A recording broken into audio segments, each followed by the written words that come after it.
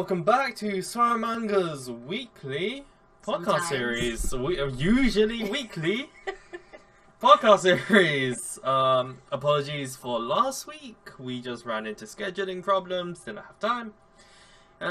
Joining with me this week as a surprise, once again, it's the ever-present SWRUManga. She's ill. Sorry. Hi guys. So yeah, for obvious reasons, we're gonna try and keep today's podcast a little shorter than usual. So it's definitely not gonna be your usual 1 hour 40-minute affair because she will die, and I don't want to clean up the mess of a dead person, to be honest. So you know. I mean, getting rid of a corpse is relatively easier than cleaning up a corpse. So you wouldn't have to clean anything. I know, it just depends if you get your, like, cough DNA over my stuff. In which case I would need to clean up. And yeah, forensics would be all over that. Exactly. And frankly, I'm just like a little bit asleep there, a little bit tired, so I don't wanna clean up the mess of a person, dead body. But then the adrenaline rush from hiding a corpse would wake you up. That's true, I guess. Overall, not an ideal situation. So we're gonna keep this podcast a little shorter than usual. Yes, and I'll try not to break everyone's eardrums with my coughing. Yes. Right, so on the docket this week, we don't have a goddamn docket this week. Deal with it. I don't think it's they who have to deal with it, it's us. We deal with it, you do it. No, I'm kidding. So our docket kind of just updates on the whole recruitment thing that we got going on. As you can see, we're hiring. There you go. So update on that.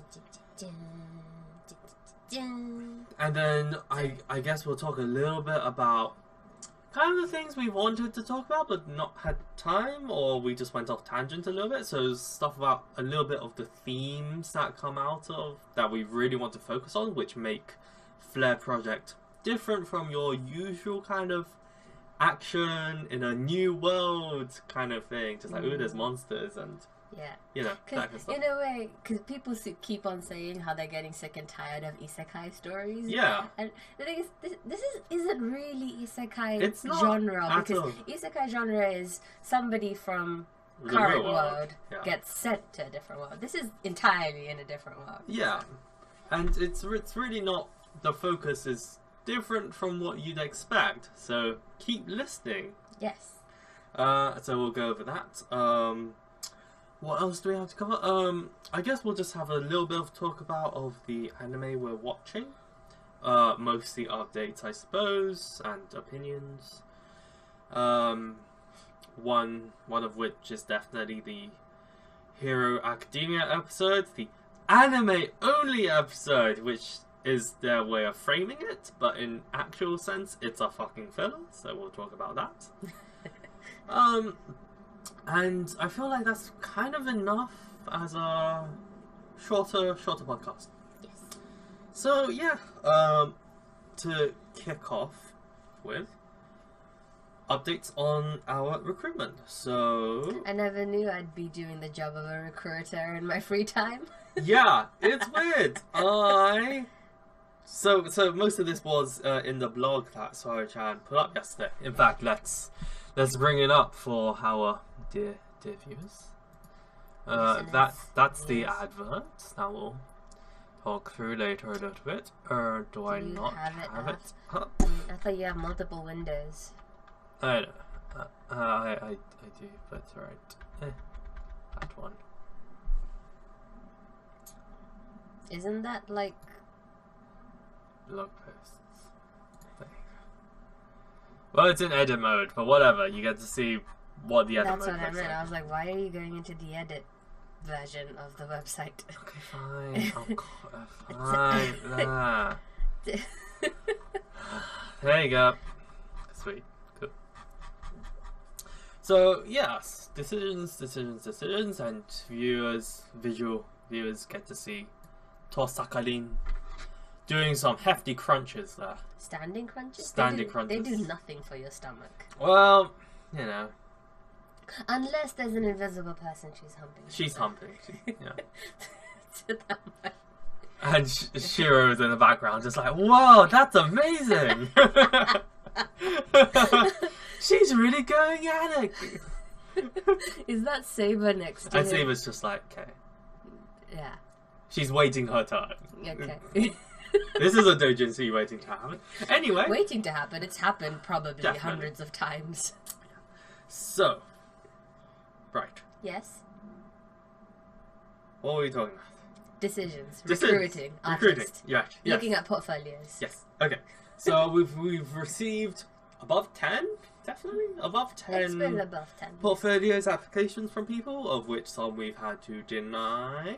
Obviously, most of them will be denied. That is the nature of... Considering you only hire one at the end, yes. One or two. So that's kind of... Yes. Yeah. Life is hard as a recruiter. Yeah, I feel bad for them now. Like, when I started, or like 10 years ago, more than 10 years ago, going, gee whiz, I sure love to make manga. Ew. Ew. Why were you so obnoxious as a kid? It's a generic kid thing. Gee whiz, I sure love to make manga. Okay, and you say you hate kids. Yeah. Gee whiz, I sure like to make manga, and I didn't expect, oh, I'm gonna need to be part of like do payroll and recruitment. Be the CEO and project manage. Reminding me of work. Yeah. So, yeah, definitely didn't expect. Going into this, I did expect it, but back in the day, I was like, didn't think about this stuff. So it's really quite interesting. It has its own kind of challenges to it, of course. Like, oh, this portfolio just doesn't fit with the style we want, but they seem really determined to want to help out and just like, I'm sorry. Yeah. That's the bit where, yeah. Rejection is hard, but rejecting is also hard, okay? So like, it's very easy. It's like when you get rejected to think, oh, it's because I'm not good enough, or the recruiter's just mean and just saying no, just looking for excuses to say no to you. But that is not the case. At least not for us. We don't want to say no. It is not the case. Like, it's really easy to also, like, I've also done this at work where I've been on the other side of an interview where I was observing the interviewers, and I had like the candidates like CV and stuff in front of me, and they really tried to help you out with your answers. Like, seriously, somebody asked our candidate a question where they're like, oh, you did this and this, could you expand on that a bit further? And so she talks about it, so, oh yeah, I did this, and then she's like, yes, you know, like really giving her prompts on, you know, maybe talk about this, can maybe elaborate? And then they just don't pick up. I'm like, oh god. They really want you to do well, because now that I think about it, recruiters, they want somebody who can do the job.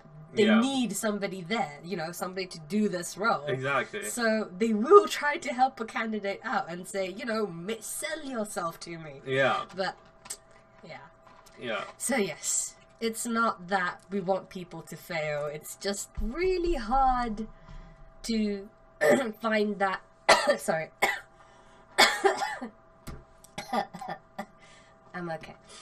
It's really hard to find that ground where you can say something that sounds sincere whilst rejecting them. Because just saying we don't feel it's the right fit, to the person who got rejected, it sounds like, oh, you're just saying that. You're just a douche. In reality, you just want to say I'm not good enough for you, and that's why you're rejecting me. But that's really not the case. Yeah. We've seen loads of portfolios where the work is absolutely stellar, but it's just not the right style that we want in this project. Uh-huh. So, rejecting is hard. Rejection and rejecting is both. Both is hard. Both is hard. Both is hard, man. Both is hard. Both is hard. So yeah, we're still kind of looking through them, rejecting as necessary and kind of asking for more details, which means we're still kind of in the kind of like beginning stages of it, really, not really the closing stages. As such, I'd like to once again remind everyone that if you are interested, then please do send us your portfolios. Send us your portfolios. As a reminder, here's kind of the job spec in a sense. This is the full deal. So, Flair project, you'll be working with us. Concepts, sequential art would be great. Whoops, I should have turned off those notifications. I don't even know how to. It's a new computer. Can't you right click on I know it's Discord. Discord, die, Discord, die. Die. It showed up earlier as well. Did it? Yeah. Oh shit. I'll change that in editing. Cool. So, yeah. I'll just put a black blob over it or something. Be like, oopsies. Yeah. Can't see this. Yeah, so I bought a new computer. I've needed one for a long time. Yeah, it took you long enough. If you really care about the specs of it, because I know people on the internet, whenever someone buys a computer, they're like, what are the specs? If you care, just say so in the comments and I'll post it up, I guess. But yeah. If you don't care, then I won't bother. I mean, you had the struggle of what? I think 2 weeks of waiting for it to...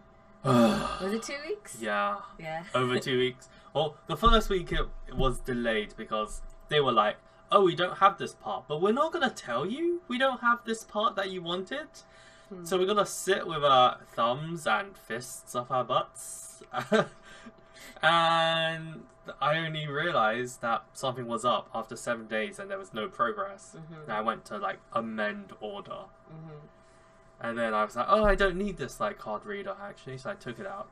And then as I confirmed, a pop-up said, oh, by the way, that part, oh, sorry, it's out of stock till like 2 months down the line. And I was like, what in the hell? Yeah. I mean, and you couldn't get this any earlier, really. Your laptop was dying. Yes.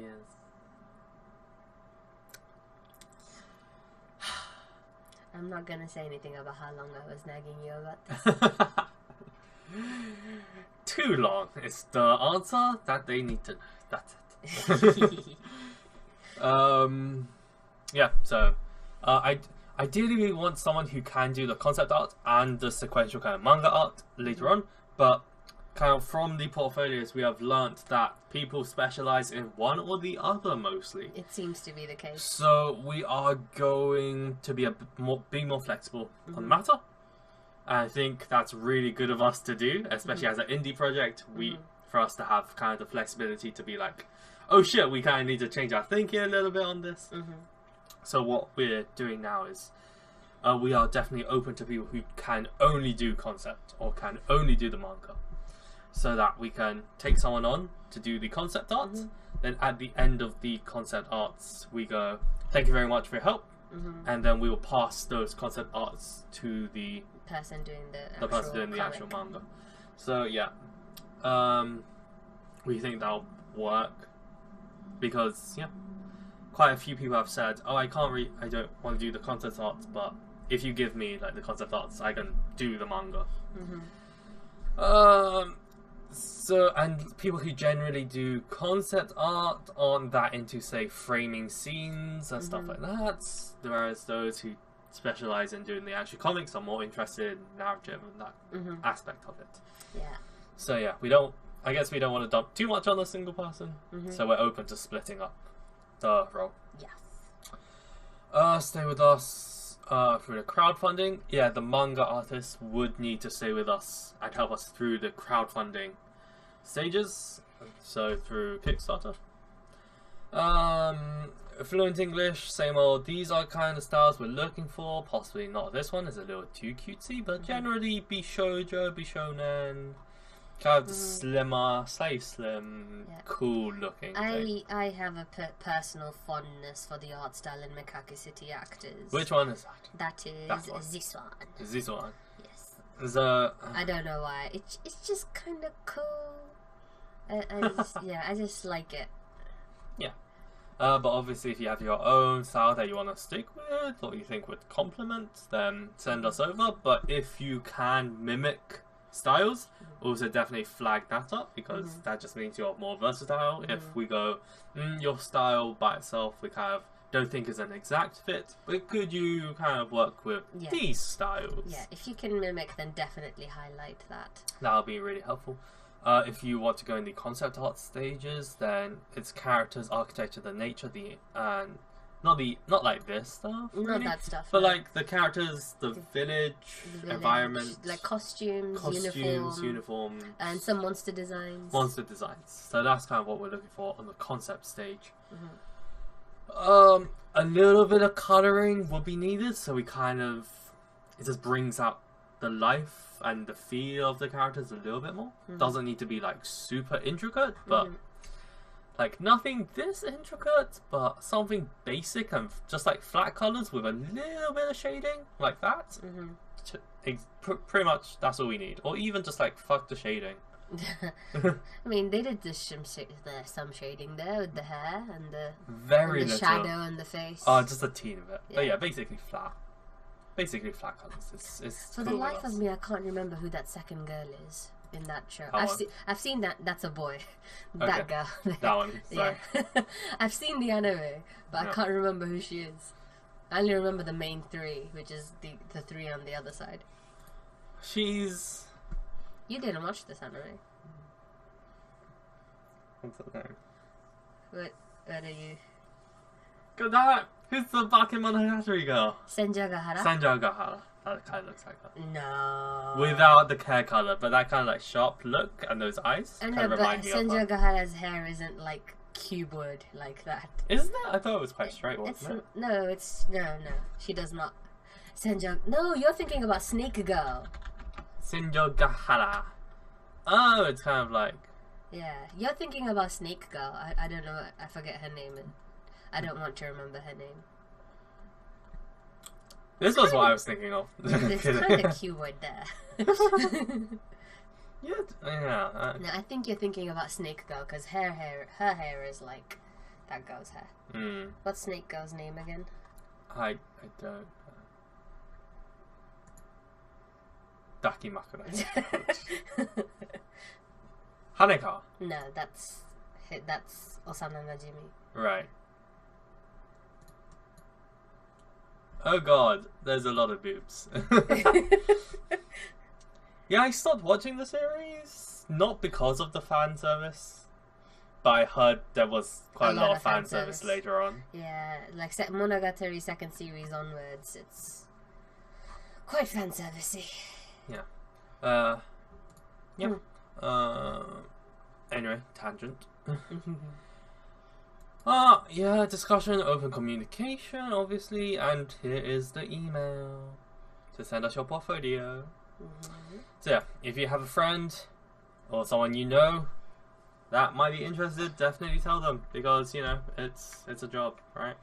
Le job. Yeah, and hopefully you think we're pretty cool, nice people to work with. So it'll be fun. It'll be fun, and you'll be earning money. Yes, exactly. And I'll be losing money. So it's win-win all around, baby.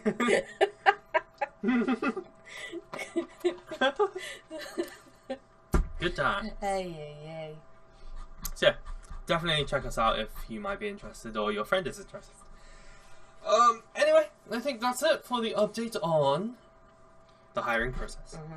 We still have a couple of more people we need to get back to, don't we? Yes, we do. For now, it's going to be like kind of drawing out a bit more information about prices and stuff like that. Confidence on like whether they want to do concept art or whether they want to do sequential. Exactly. Or yeah, very much mimic. So yeah, that brings us to a close for topic number 1. Topic number 2 is Is? Oh god. When is it? Oh, the themes. That we've wanted to cover for Flare Project, but we've kept forgetting, or tangents, or whatever. Yes. So what differentiates Flare Project from your typical shonen action? And, for reference, let's say Fullmetal Alchemist, or Attack on Titan, or the Sword Art Online, or Naruto, Bleach, blah blah blah blah blah. Yeah? I mean, it's different from Naruto and Bleach in the sense that it's not gonna go on for freaking 100 years. It's not gonna go on for 100 years. No, there's a clear ending in sight. We know what it is. Yeah. We know how we're gonna get there. Yeah. And it's not gonna repeat the same damn arc over and over again with a different coating like Bleach. Yeah. And there isn't some random douchebag character that we want to bring back to the good side for freaking 400 episodes. Yeah. Lots of trauma I'm sensing here. Rant over. So yeah, kind of, if we start on kind of an overall higher level, the themes we want to really explore in the story is kind of the themes of kind of a little bit of regrets and that, like, the feelings of guilt, and really exploring the whole kind of mentality of trying to fix something that you fucked. Yeah. Yeah, it's very the much... hope and the despair and kind of those things that I at least I haven't really seen in anime that much. Those where you just explore the characters going through just like, oh fuck, I fucked up so bad. Yeah. Yeah. There's that, and there's also... And trying to fix it. So it's set in a completely different world, but the focus is very much down to the individual characters. It's not... Yeah, speaking on a thematic level, it's like regret and trying to fix what you've done wrong. The premise and kind of the backdrop for this, the themes to emerge out of is this kind of... It's not that... It's like a... How to explain it? It's kind of... Yeah, it's like a fantasy world, but it's not that... It's like the fantastical elements aren't really the main focus. They're not. They kind of allow the themes to be explored, rather. So, the focus isn't really about... This is a village and these are monsters. Let's go kill the monsters and let's go find where the monsters come from and kill them, and that kind of shonen action kind of exploring the world and enemies in the world. It's more character internally focused than that. Yeah. In that sense, I'd say it's quite similar to Fullmetal Alchemist, though. I suppose so. Yeah, because, the whole regret and trying to fix something that you did wrong. Yeah. Which I'd say is a good thing, to be honest. Fullmetal Alchemist was great. Yeah. So this will be great as well. Yes, definitely. Most definitely. So yeah, that's kind of the themes and stuff we want to go with. It's not going to suffer the escalation problem for sure. Yeah, it's not going to be like, there's a monster, and there's a stronger monster, and then another stronger monster, and power up. Yeah, I find those to be just kind of the most boring parts of shonen. Yeah. In terms of the stakes of each fight, I feel like we do want each fight, or kind of each conflict, to feel like there's shit on the line. Yeah. Yeah. Nothing should feel inconsequential. Yeah, because that's basically filler. Yes. Yes, indeed. So yeah. I mean, if we're going to have inconsequential fights in there, they should still serve some kind of purpose. Yeah. Maybe to showcase something, maybe to establish something, or, you know, Yeah. to set some rules or help the audience understand something. Yeah, absolutely. But if you're just gonna have a fight in there to look cool, yeah, it's a waste of time. Yeah, it's a waste of time, waste of frames. Yeah, absolutely. And just, I guess if people enjoy it, but Yeah. you know, you can have a cool looking fight that does other things too. Yeah, exactly. So yeah, I'm kind of going off of that. I feel like we should make like a collective, just like list of topics that we have covered for Flare Project in like a mega post or something, so people can always refer to it. Like we roughed up something earlier.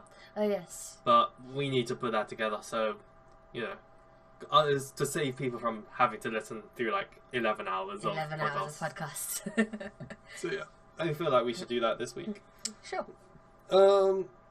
Yeah. Weren't you meant to look at how to make that page? Yes. No time. We'll look into it. Hi guys. Yeah. Gambatte.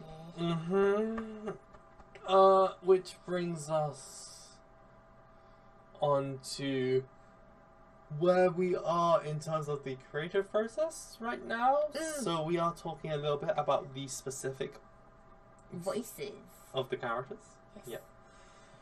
Voices, so like, you know, speech patterns, the way they'd respond to things, how their personality would come through, what kind of words they'd use, how they would react to certain situations. Yeah. Well, we know how they would react to situations, but what would they say is basically what we're trying to discuss now. Yeah, and want to kind of avoid the whole, in a manga, when you read it, like, everyone's dialogue feels samey, and their personalities don't really come out at times. We really want to infuse their character and their kind of backstory and stuff into pretty much everything they say, apart from, like, the generic, like, let's go, or, like, yes, I agree. Or, like, you know, like hi. Hi, yeah, exactly. I'm hungry. Yeah. No, I really am hungry. So okay. So, yeah, and kind of in my free time, like, other than Flare Project, I've been playing a little bit of Overwatch, which is sweet and cool. Says little bit. Yes. But I kind of found what they've done in Overwatch is that they've actually allowed the characters to have some snippets of dialogue with put the post up? With other characters, like in the spawn for like before you start a match, basically. And some of these are like really, really interesting and really cool because it really draws out their character and their personality, and it hints at the lore a little bit. So some of the ones I really like was like, number one, there's a Soldier 76 goes, you sure take this bad guy things easily. Then you have Reaper, who's like the edgy bad guy. It's like, and you sure know how to play Boy Scout. And it shows them kind of ribbing at each other a little bit. Like there's a little bit of malice in there, but they kind of know each other. It feels like they know each other a bit. Lucio and Tracer just get on really well. Just like, can I keep up? Then stay out of our way. They're just like, they play off each other really well. Mercy and Reaper, they have a history. This is not what I intended. Rise. She even called Rise. They even call him Rise, which shows they have a history. And it shows you knew exactly what you were doing. So it shows that kind of malice, that kind of just like hate, a little bit of hate to her. Another one that I really like is, if I can find it, shout if you can spot it. Which one are you looking for? It was the Zenyatta and Zario. Oh, go up. This one. Yeah. So this one's really interesting because Zarya goes, I got my eye on you, Omnic. So Omnics is kind of the world's way of calling like robots. They were called Omnics, and they were good robots until they were bad robots and killed people. And then the people had to rise up and kill a load of robots. Zarya is from Russia, and she was like in the army or whatever and killed a load of Omnics, and a load of Omnics killed a load of people. So she has this intrinsic hatred of them and distrust. And Zenyatta is this basically like monk, Buddha character, like Buddha monk robot. So he's all about like peace and everyone can get along. So this is really interesting because she says, "I got my eye on you, Omnic," but Zenyatta, he's basically like Jesus. I'll turn the other cheek. Is basically what he said. Mahatma Gandhi said that. Was it? Yes, Gandhi said that. Yeah, turn the other cheek. I think Jesus also said. Did it? That. Yeah. Okay. Either way. Yeah, and so Zenyatta says, "And I will watch your back in turn," which shows like he doesn't hold any hard feelings against her, but you know, playing off her words a little bit, but still resonating that whole like I will protect you just even if you don't trust me. Zenyatta is meant to be like kind of sassy in his way, isn't he? He's like he's a little like the cool Buddha. Like, he's like a cool monk. Like he says some really like pretty funny things sometimes. Yeah, he's got like, a little bit of sass too. Like, and I will watch your back in turn. You know, it's just he's got that little bit of sass going. I like it. Yeah. He's like So it shows so all these characters have like this. It shows their character like you never amount to anything, and just like we shall see. Rather, it's like, oh my god, they're brothers. There's something there, and or this is no place for children. Who are you calling a child? Which shows off that she's still a little kiddie. I mean, she says Gigi. Gigi. So, yeah. Of course, here you go, love diva. Yeah.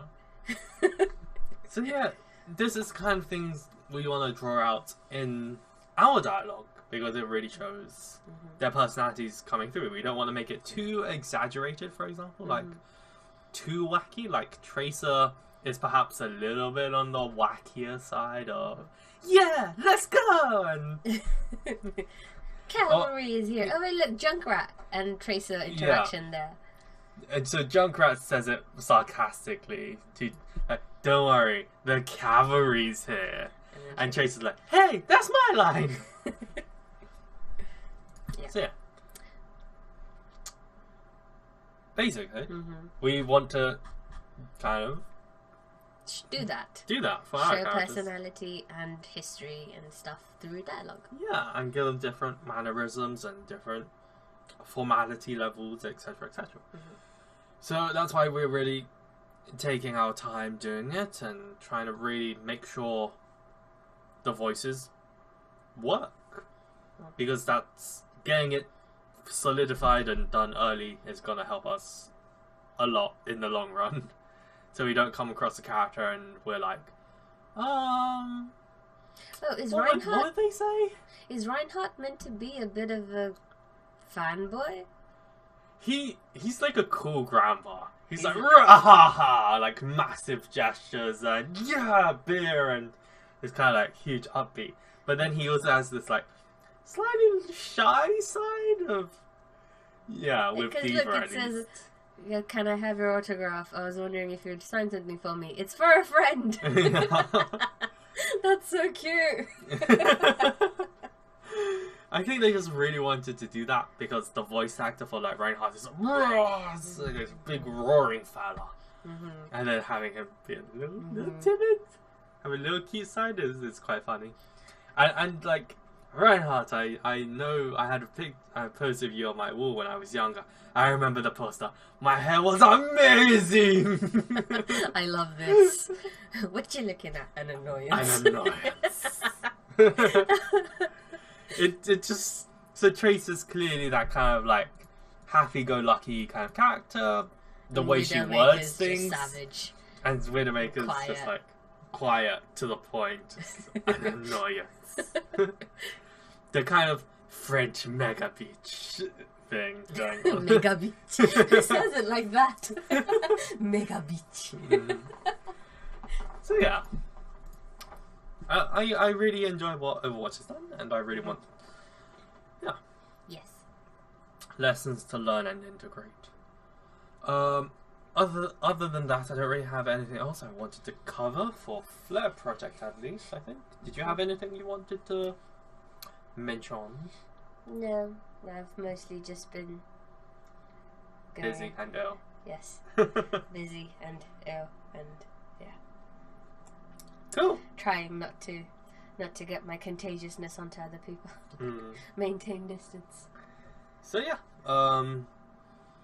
our final topic of today. So we got a little bit of anime that we've all been watching. So Aho Girl once again, and Boku no Hero Academia, Macadamia, Almonds, Cashews. Cashews are okay. I'm a big I quite like them, but sometimes you get those which just taste like utter like shit.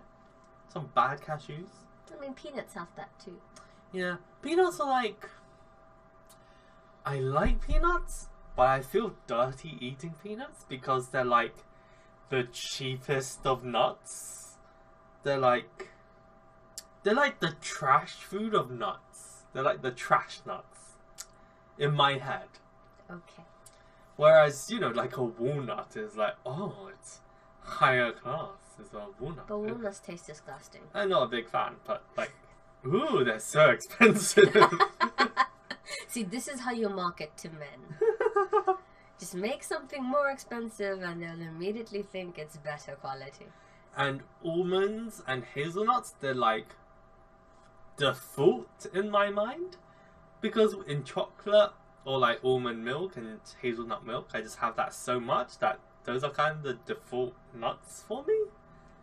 Like, I don't have peanut butter that often. I love peanut butter. I mean, you have peanut butter milkshake any chance you get. Yeah, it's really good. I just never buy peanuts. It's weird. Like, pistachios are pretty good. I quite like pistachios. Pistachios are nice. But then you also, you crack it open and you have one and one that sometimes really shit. Sometimes quite shit, yeah. Yeah. Anyway, back to My Hero Academia. Yeah. The latest episode was a filler episode. So the way they framed it was that it's an anime-only episode. Hooray! More content. But it's a fucking filler. Like, I didn't watch it. In the preview from last week, I was like, it's got a filler episode. I don't want to watch it. Then I loaded it up, skimmed through just like 5 intervals throughout it. I was like, this is a goddamn filler. Like, the first frame I landed on was Bakugo being made fun of by kids. And then it was like, oh, it's Frog Girl. And then, oh, there's some enemies that are quite lazily designed that seem quite boring looking. And then the last frame I went to was, oh, now they're floating in the water, defeated. And I was like, I don't need to watch this anymore. I get it. Have you watched it? Are you going to? I watched it already. Yeah. Boring. Was it worth I mean, it the was 20 titled. minutes? I mean, it was titled "What the Others Are Doing," right? And you have a 2-minute session on Bakugo, a 30-second session on like everybody else, and then a 10-minute session with Frog Girl. Yeah. Done. And the enemies were just like boring, faceless, faceless. Yeah. And they get owned.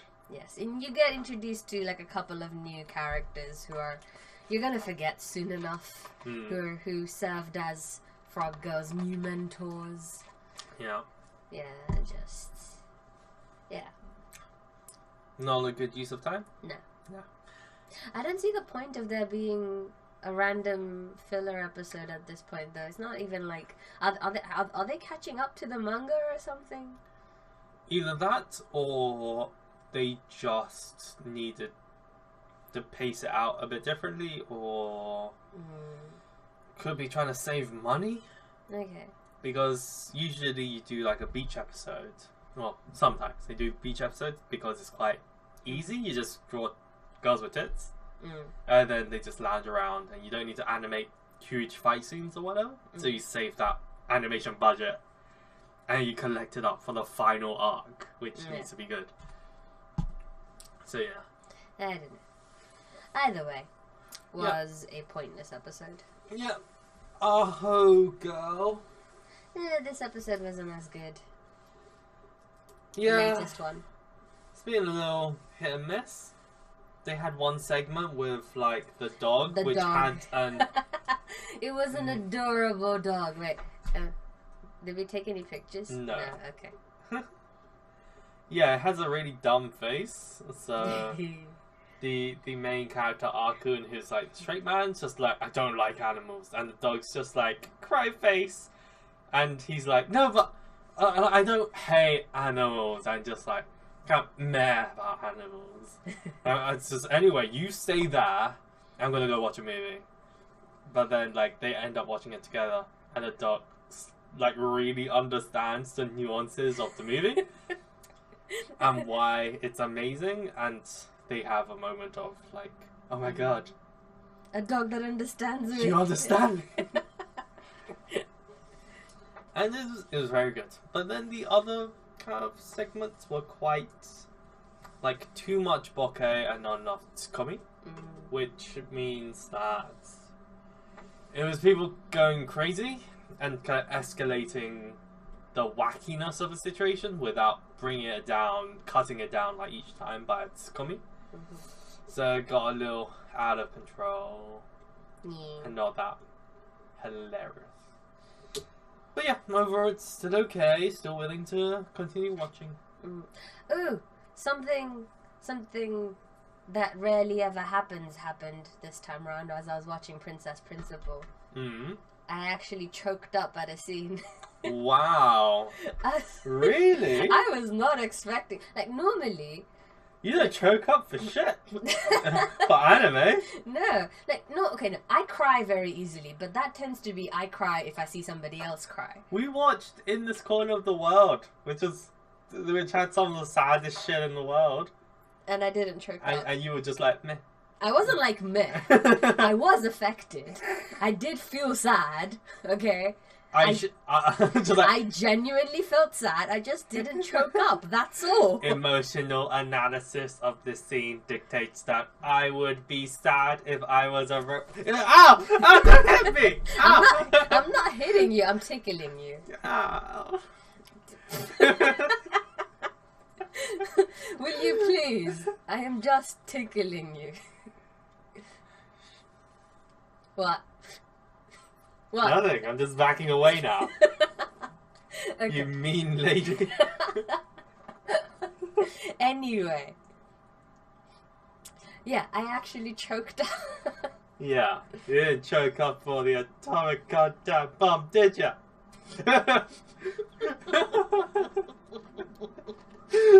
That's mean. That's mean. Oh, God. Yeah, and I don't... So it's just what happened? What happened to make you choke up? This ice cold lady queen. Excuse me? I was gonna say the B word, but that would have been bad. Oh yeah. We're all friends here. It's just banter. Hands off. Hey. Yeah. What made you choke up? Let's hear. So, I think it's because of the way it links back to what happens earlier in the episode. So, said character who made me choke up. Earlier on in the episode, she sees this kid who's hurt. Her character is meant to be Japanese, and she's in Europe. Yeah. So she sees this kid who's hurt. Goes up to the kid's crying. She goes up to him and does the whole Japanese itai no tondeke thing that they do in Japan. Yeah.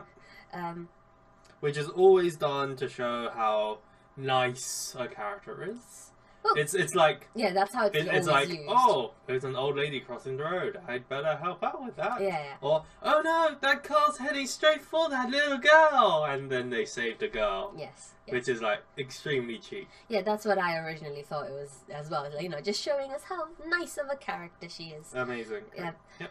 But then, so, another character who's European in this one asks her, what are you doing? And she just says, oh, it's something my father taught me when I was a kid. It's to make things go away, blah, blah, blah. And then, right at the end, something happens. God, it's spoilers. Should I? then again, has it stopped us before? How big of a spoiler is it? Is it integral to the plot? It just seems like it's a character thing. Okay, fine. So at the end or is it like to do with the plot? It's kind of to do with the plot to understand her character motivations. Right.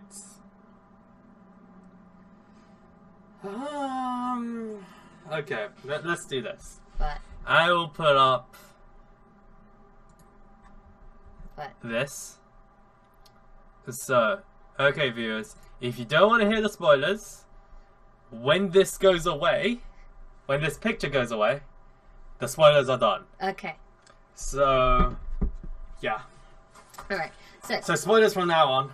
Spoilers alerts. Alert. Okay. 3, 2, 1, go. Okay, so that's what happens earlier on in the episode. Yeah. Later on in the episode, there's this like epic fight scene, blah blah, and she kills a character she's been trying to assassinate for a while now. Yeah.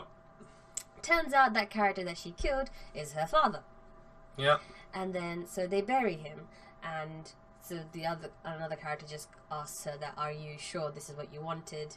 And are you okay?" And she says yes. And so they go away, and she just kind of stands there, and there's a really close-up shot of half her face, where she very quietly whispers as she touches her heart, "Itai no tondeke," like really quietly just whispers in like a quavering voice. And that bit, I don't know why, it just got me. Right. Yeah, just the way she was like lightly whispering it and like touching her heart. Yeah.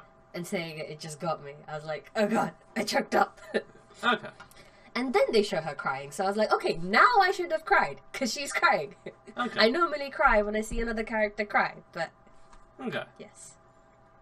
I just thought that was a really nicely, well, linked back and then positioned shot. I don't think that would have affected me that much. Because it's like the kind of is the monologue nature of it. She doesn't do a monologue there though. Yeah, she says it to herself. Yeah. It's a monologue. Right. Oh, that. Okay. No, but in my head, monologue is like a long piece of dialogue. It means a solo dialogue. Okay. Because it's a monologue, and that just because no one really does that in real life. No one does a monologue to themselves. So when people typically do it in a movie, or it's to like externalize the internal feelings of the character, so it always feels a little on the nose for me of just like, I'm so sad is basically what it's saying. Yeah. I get the link to like itai itai go away and stuff like that, but it just feels if their friend came up, like had left with the group, but then saw her just like sitting there alone, but then the friend came over and like just like patted her on the head and was like, itai itai go away, that would have gotten me more because that feels a bit more kind of like natural, whereas a person being sad to themselves and being like itai itai go away, it feels a little it feels a little off to me. It's like a character who's like drinking alone, for example. It's like, oh, what's my life come to? My wife and kids have left me. It's like that kind of, I know you're trying to externalize your pain, but you could have shown it in a flashback, you could have externalized it in a different way. So for me at least, I wouldn't be that affected by it. I don't know, 'cause I think in this I case... think it was the delivery that you really enjoyed, I suppose, of that, the vocal delivery. Wouldn't you say that in this case it works? Because, you know, it's something her father taught her that is a magic spell that makes pain go away. So she's just reflecting back what her father taught her to do. Yeah, and it shows that kind of like little childish side, maybe. Yeah, she is still a child. Yeah. The character. Oh, so, she was still a child. Yeah, her character is definitely under 18. Like, under 13? Not under 13. Oh. Under 16. They're like 14 to 17. With children, not teens, with children, I would let that go. Because children are a lot more vocal in the moment. They don't... their dialogue is very different from adults' dialogue. So they're a lot more honest. They're a lot more kind of like they speak their mind. They just say whatever. So I would have accepted them as like an 11-year-old or 12-year-old going itai itai go away. But when you enter a teen phase, teens hide the shit out of emotion. Yeah, in front of other people. She's there by herself. Yeah, but they also still don't externalize it to themselves through monologue. No, because that they don't do that. Because you're basically an adult. You still try to, as a teen, you still almost are trying to fool yourself into going like, I'm an adult. I'm an adult, Mom. This isn't a phase, Mom. You know, like, get out of my room. I want my privacy. I don't want your love anymore. Basically, is what like how teens work. So that kind of itai go away, because that's inherently a very childish sentence. Yeah, but I think it links back to like her attachment to her father, who she just assassinated. No, yeah, but she's not a child. Like, if she said that, like, maybe it would have worked for me if she said that and then went, like, that works. Which shows that slight bitterness and that slight, it doesn't fucking help. It would show a little dimension, another dimension to her character. And it would show that kind of teenage, like, psyche of, yeah, the things in my childhood that were taught to me, they don't resonate with me as a teen anymore. That would work better for me. And it still shows that she's slightly desperate for that kind of emotional comfort. Like, she tries, but it's like, that doesn't work for me as a teen anymore. See, what's strange about that is that right after that line that I tell you, the shot changes again, and it's the bottom half of the front of her face, and she's crying. Yeah. And her line is, she says something about it not working. Yeah. But I thought that's the bit where I thought I was like, oh, that's adding on too much and it's too on the nose. It's because the way it's placed. If it was in the moment of itai itai go away, that works. That's like in the moment of that dialogue is straight reference. Whereas if you go itai itai go away, then there's like the camera shift almost indicates a time change, like she said that, and now she is beginning to cry. She is crying now, and then she delivers the line. That kind of time difference changes the context of that line. Okay. Because when you say it in the moment, like itai itai go away, like that works. That's like in the moment. That's she tried, but she knows it doesn't work. She's I'm fucking dumb. I'm an idiot.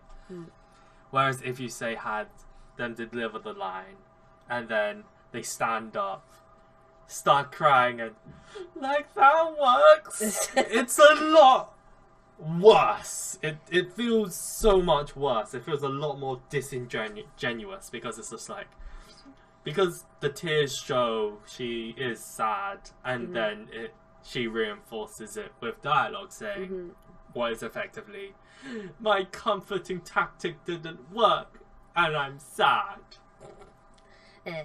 That's the difference in context. So that's why I would say, if she said it in the moment, and then if she said it in the moment and then said like that would work, and then stood up, and as she's walking away there's just like tears coming down, that feels a lot better, doesn't it? Wouldn't you agree? Don't you think so? Rather than maybe, but rather than itai itai go away.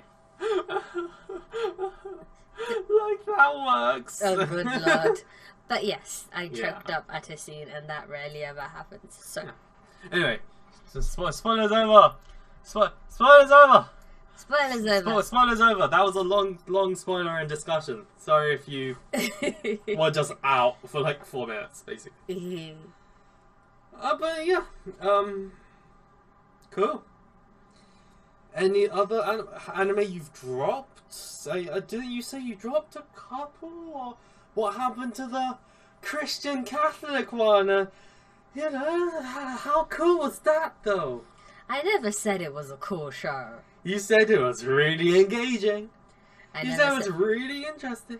I didn't say it was really interesting. You definitely said it engaged you. I said it engaged me. I didn't say it was really interesting. You definitely said. I just can't stop watching it. How'd that work out? Huh? Or was I right in my skepticism? Tell the viewers! Tell the viewers! It got... I don't know. In the span of what was it? 4 episodes. It basically... pendulum swung between, was it satanistic ritual, devil worship, and God wants something. Oh no, it's not God, it's science. And then it somehow went to Nazis. And what? And they play it totally straight and serious. Totally straight and serious. It's not like... And then from Nazis it went back to devil worshipping somehow. So I'm like, will you please pick a lane? So yes, I dropped it. Yeah, it doesn't feel like it's satirical. It's not. In the sense of like, there's a movie called Iron Sky, which I watched a long time ago. And I briefly mentioned this to you. But for the viewers' sake. It's about, in the World War, the Nazis were defeated. But some of them weren't defeated, and they escaped to the dark side of the moon, where they built a fucking moon base and now are threatening to take over the Earth. And so America needs to send up troops to defeat the space Nazis. Like, that's so wacky and out there that even if the acting and stuff was played straight, it's just like overly straight. It's just like, God, this is fucking stupid and funny. Whereas this seems like it doesn't go far enough in its kind of like craziness to make it satire. No, it's not satire because it's not satire. It's serious. Yeah. So yes, you have not God and devil worshipping and Nazis and I feel stupid just even listing off. Damn it, anime.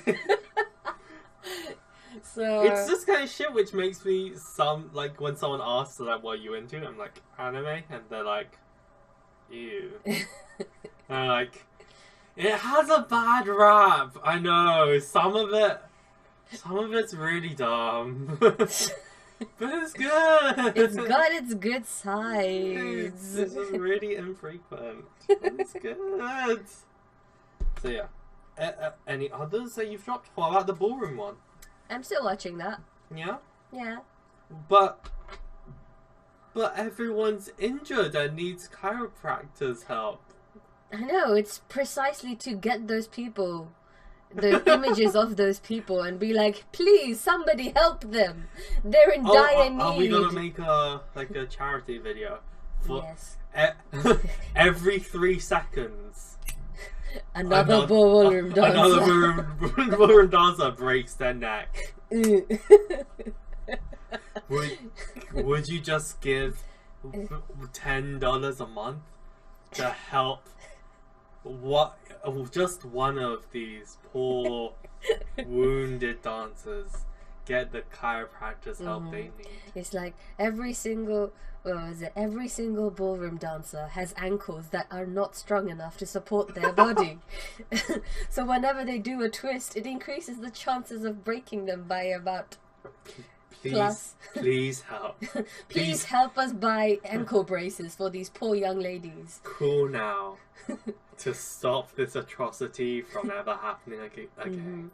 All these ladies with your help. All these ladies who have the perfect body proportions when they're in their normal clothing, but seem to dramatically lose down into a matchstick when they enter their ballroom outfits. It's not fair. How would you like it if your child went through that? Give now, please. Yeah. Oh, God. Yes. But yes, that is why I'm still watching that. Okay, fine. For all my glorious screenshots. Yep. I dropped Shokoku no Altair. It's that one with the massive turbans. Yeah. Yeah. Because, like, the individual scenes are fine. It's just whenever the political shit comes into the foray, I just completely zonk out because the dialogue holds no meaning. Yeah. So they seem to be trying to make me think that, oh, there is something very big on the line and this is all very important, but I'm kind of just like, can you bring the ego back, please? The eagle that is named after a pizza dish in Turkey. What? Excuse me? His name is Iskandar, and that's a type of pizza dish, Turkish pizza dish. Wow. An eagle. Wow. Like when I first heard I'm just thinking, is that racist? And I'm thinking, yeah. It's like, imagine if, like, would people be okay with that? I'm trying to imagine, like, an American eagle, but cool, like, an American eagle that's called, like, the Margarita. Or like, oh, the Big Mac. It's a Chicago deep dish. No, seriously, when I heard the name Iskandar, I immediately was like, wait a sec, I know this word. So I went and called my Turkish friend and was like, isn't this a dish? And she's like, oh yeah, it's a pizza dish. It's my favourite. Why? It's not being used to call an eagle, is it? Or something ridiculous like that. And you awkwardly hung up. But wow. yeah, the whole... Yeah, so like unlike with Princess Principal, where they do have the people in like the boardroom talking about political bullshit that makes no sense to me, those are like really short, and I don't think you need to really understand any of it to be able to enjoy the rest of the show. So I'm able to ignore it, and majority of the show is just the girls and them being on their mission. Yeah. But with Shokoku no Altair, the character himself is a political character and he's acting on political motivations. So it is important to understand the political dynamics that they're talking about. Yeah. And it's just so boring. Yeah, maybe they should have shortened it or used different camera angles or something to make it a bit more engaging, I suppose. Or I don't know. Simplify the political dynamics a little bit. Or, you know, help the audience understand the dynamics a bit better first. Something. I don't know. But, yes, okay. I have dropped that. Fair enough. Made in Abyss, I feel like, is going to be quite good. Because I thought it was going to be the typical adventure story. Where you have, you know, a girl, the two main characters just exploring this new world. But they've made it more of a mystery thing. And it seems to be... Mystery? Yeah. What are they trying to solve? What's at the bottom of the abyss? Right. That's still not... I guess a little bit. They're building some intrigue around it with the disappearance of the main character's mother. Okay. Yeah. But and the mother's down there, I bet. Maybe, I don't know. She might be dead. Has to be, right? She might be dead. Okay. But either way. Cool. And I think one thing that this anime has done really well is establish this fantastic world that they've created. And okay. it's... And the thing is, like, how? What are the kind of methods they've used? Because that sounds really... that closely aligns to some of the things we're trying to do with Flare Project, maybe. Okay, so I'm going to mention a major pitfall first with this, is that the first 2 episodes did involve some dialogue exposition. Like, quite a bit of dialogue exposition. Yeah. But then, the rest of the sort of building this world happens through these 2 characters who are making their way into the abyss and how they get from point to point in that abyss. And they'll have things like, so she feels sick, and so they mention that it's the abyss is whatever.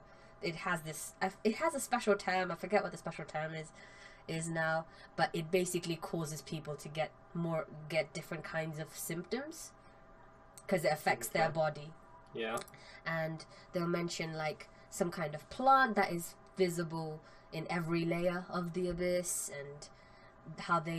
and they'll say that, oh, these always point north, so we can use these as directions for to try to, like, you know, explore this place that we're in. Okay. Or they'll mention like different artifacts, and so like, oh look, the artifact that we got from this layer it looks different in these ways to the artifact we got from this layer, even though they're the same thing.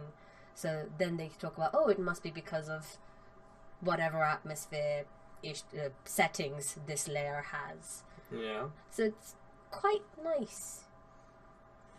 I'm going off the top of my head right now, okay? I don't have an articulate description in mind that I can use right now. Yeah. Maybe I'll do it in a blog post one day. Yeah, I think that would really benefit Flare Project if you actually did a like proper analysis of this, and actually like make notes on why it's good, and that might help us. And you complain about me being violent. I don't know what you're talking about. So yeah, I think that would be really beneficial. So yeah, maybe it'll be something to bring up in future and to definitely do a blog post about, right? Yeah, because from your brief description, it sounds a bit just like a David Attenborough, like just like it's a documentary. It doesn't sound super engaging in the way that they've done it, but perhaps if you showed me some examples, it would sound good. Yes. Yeah. Cool. Any others? The children are still adorable as ever. Cool. Any others? I don't think I'm... Recreators is continuing. Yesterday's episode... Was it yesterday's episode? I don't know. The most recent episode was very action heavy, and it was very cool to look at. That is all. What's the general consensus on Recreators? I thought there was a little bit of scuttlebutt about it becoming worse or something. Yeah, people are saying that it's not as... What was up with that? Fill us in, because I didn't really read into it. I don't know. They had to skip a few episodes because of other things going on.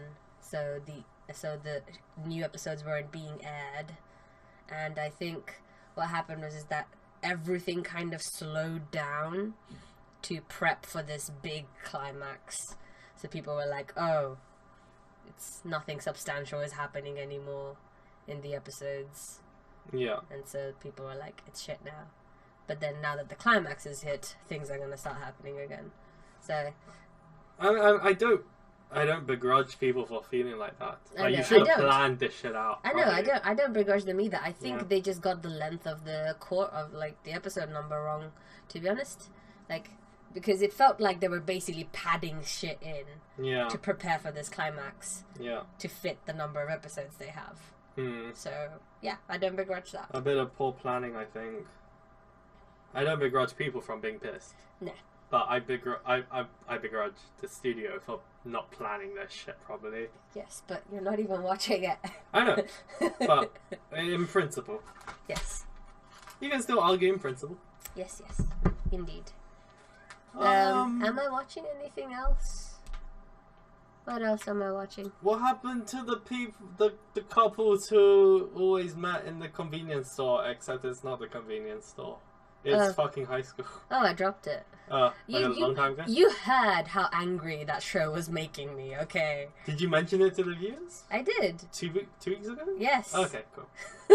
See, just making sure. Just freaking Zero Children. Like, again, I'm making the exact same point again, but Zero Children, we're looking at I don't know how many different couples, but loads of different couples who only get a small 2 to 3 minute slot in a 12-minute episode. And Konbini Kareshi is 6 couples, so 12 characters, 12 personalities to showcase. Yes, and we haven't even met like 3/4 of them. 4 episodes in. 4 episodes in. 4 episodes in, we explored like 20 different couples in SWRUManga Children, and they made more progress on each of those personalities and relationships than Kunbini Karishi did with 2 couples. 2 freaking couples, so only 4 people in 4 episodes. Like, barely any progress. Yeah. On 2 couples, 4 characters, and 2 relationships in 4 episodes than SWRUManga Children. Which is A, shorter episodes, B, more characters, and C, each of those characters only get 2 minutes per episode. Was it maybe because they wanted to dwell a bit longer on the... Fuck no! It's just badly paced. Oh, Jesus. Well, sounds like it's good that you dropped it. Yes. You can put that gif away now. I'm not doing that. I thought it was fitting, and I saw it on the screen. I was like, this is a good opportunity. Cool. Anything else? Nah, that's about that's it. That's it, maybe? That's all I'm watching this season, I think. Yeah. I think. Cool. I mean, Fate Apocrypha. Nah. Cool action. Cool action. Cool. Well, maybe. I feel like that's probably... Also, although I do find it funny how you're not watching Fate Apocrypha, but you already know that Astolfo is waifu. Yes. Yeah. She's the kawaiiest. He. She. Sorry, Hideyoshi. Hideyoshi. There's so much fun. Like, I still browse like anime pictures to say for like good references for that stuff that might come up in flare projects, particular poses or camera shots or whatever. What about Mordred though?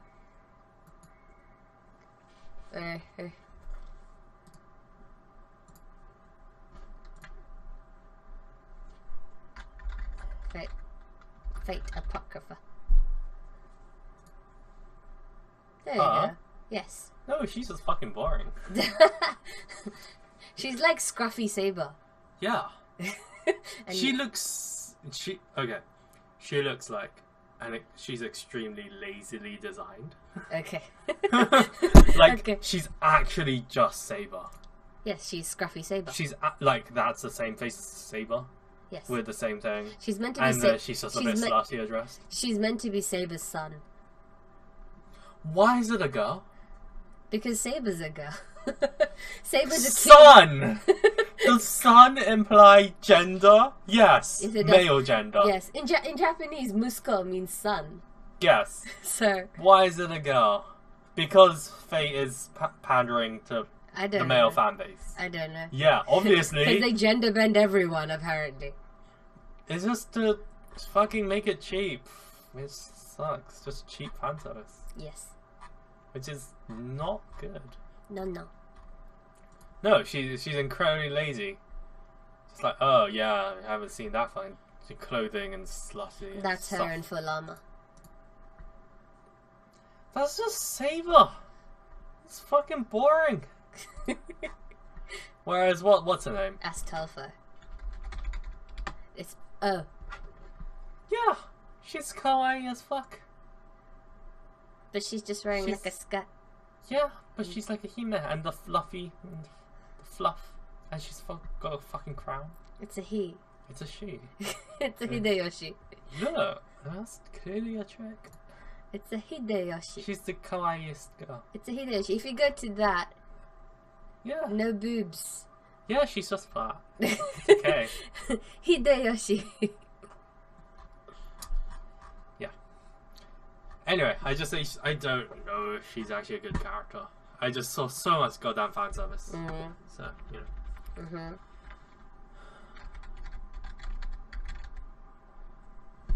Fate.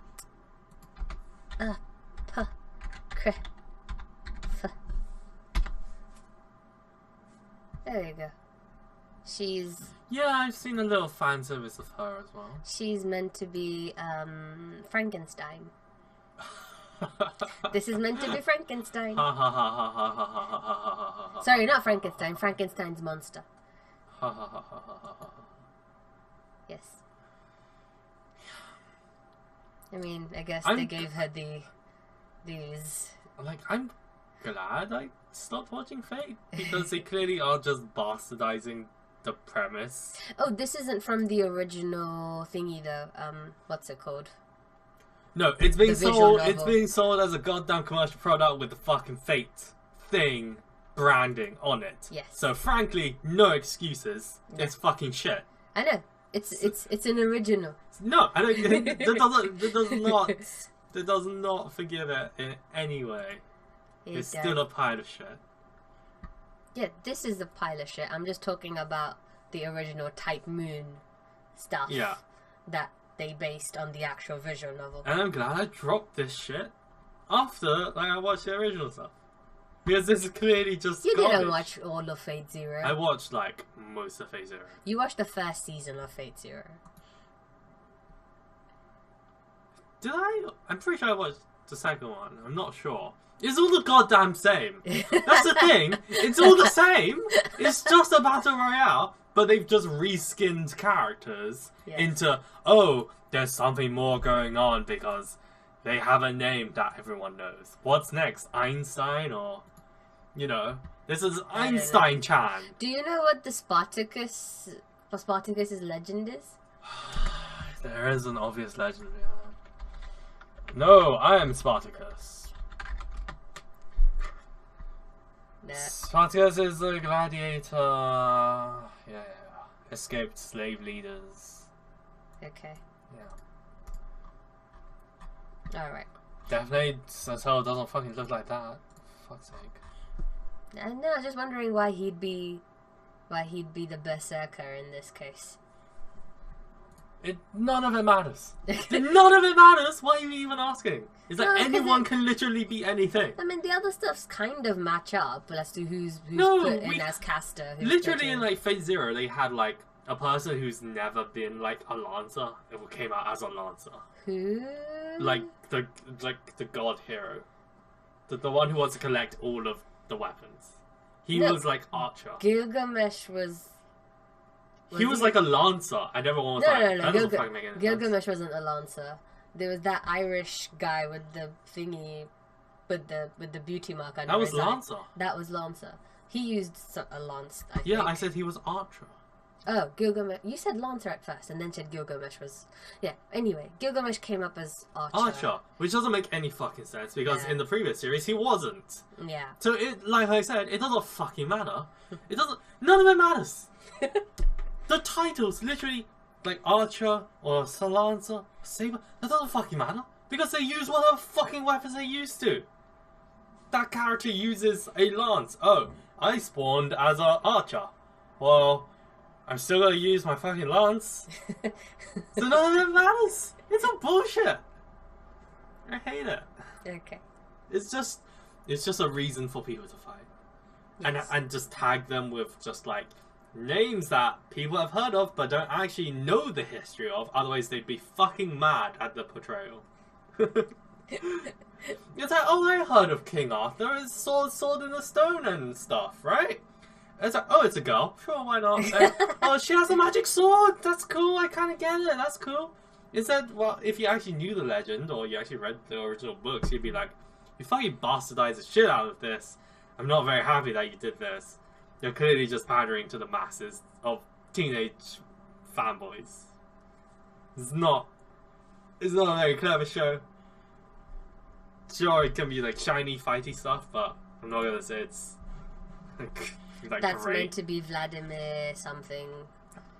Yeah, it's just basically Bleach's Ichigo's Bankai. What? The guy, Zanketsu. Oh, Zenketsu? Yeah. Zangetsu. Man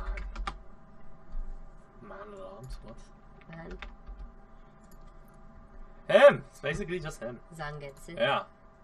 It's basically him, but blonde. Done. Generic old man with cape. With black. Yes, and that's Caster. And that's Archer. So Caster is just Farah from Overwatch? Who?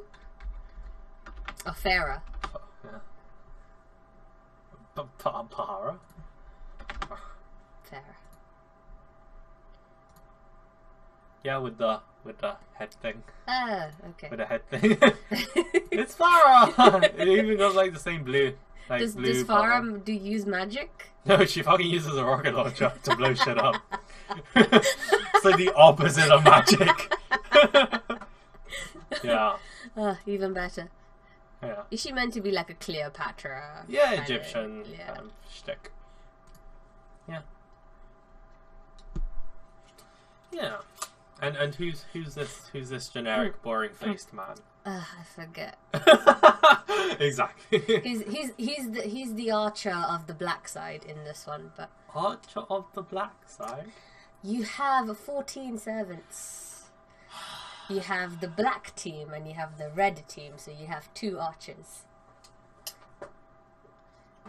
You see, this just reinforces my anger from earlier. This is fucking dumb. Yes. Anyway, I need a strong, stiff fucking drink after hearing about this bullshit. But you don't drink. Oh, I'm gonna go out and buy some fucking gin and down that motherfucker. Anyway, I think we covered everything. So yes, we're done. Let's wrap up. Thanks for joining us once again for our ramblings and our updates and whatever we fucking talked about in this episode. I need a drink. I need lozenges and sleep. So, yeah. Anyway, thanks for joining us, everyone. Especially if you endured the full thing. I think we went on way too long. Yes, that's probably why I feel so drained. So, yeah. Anyway, that's it. Hopefully, you'll join us again next week. So, this is SWRUManga signing off. Bye-bye. Bye.